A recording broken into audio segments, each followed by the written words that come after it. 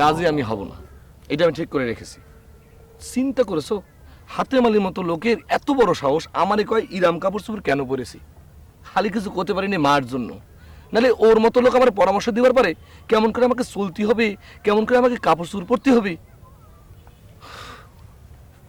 কি হলো, কিছু করতেছো না কেন? খালি আমি একা একা করে যাচ্ছি, তুমি কিছু কবে না? আমি কি বলবো?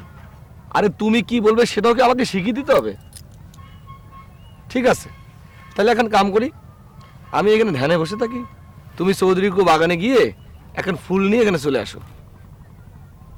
ফুল ফুল ফুল, সেই ফুলখান আমার হাতে ধরায় দিয়ে বলবে, তুমি আমার প্রাণের চেয়ে প্রিয়, তুমি আমার প্রাণের চেয়ে প্রিয়। যার কি কলম ভালো লাগতেছে না। আমি ইয়ার কি করলাম কোথায়?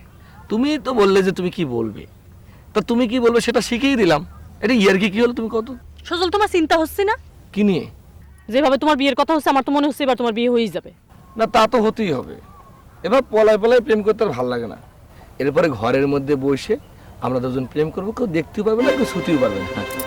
জি না, তোমার বিয়ে আমার সঙ্গে হবে না, তোমার বিয়ে হবে হাতিমালের পছন্দের পাত্রীর সঙ্গে। আচ্ছা, তুমি এত চিন্তা করো কেন কত? হ্যাঁ, আমার গলা দিয়ে তো কবুল বার করতে হবে, তাই না? একটা কথা কবা সজল, কি কথা? তুমি যেমন সুন্দর করে গল্প করতে পারো, তোমার বাজানের কাছে তেমন সুন্দর করে কথাটা পারতে পারো না? কাম সাইরেছে। আমার কি মনে হয় জানো, পৃথিবীতে সবচেয়ে কঠিন কাম হলো এটা।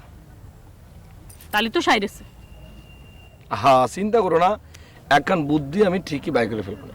তুমি একটা কাম করো না, বুদ্ধিটা আর কদিন পরে বাইর করো, ততদিনে তোমার বিয়েটাও হয়ে যাবো, তখন নতুন বউয়ের সাথে পরামর্শ করে বুদ্ধি বাইর করতে পারবে।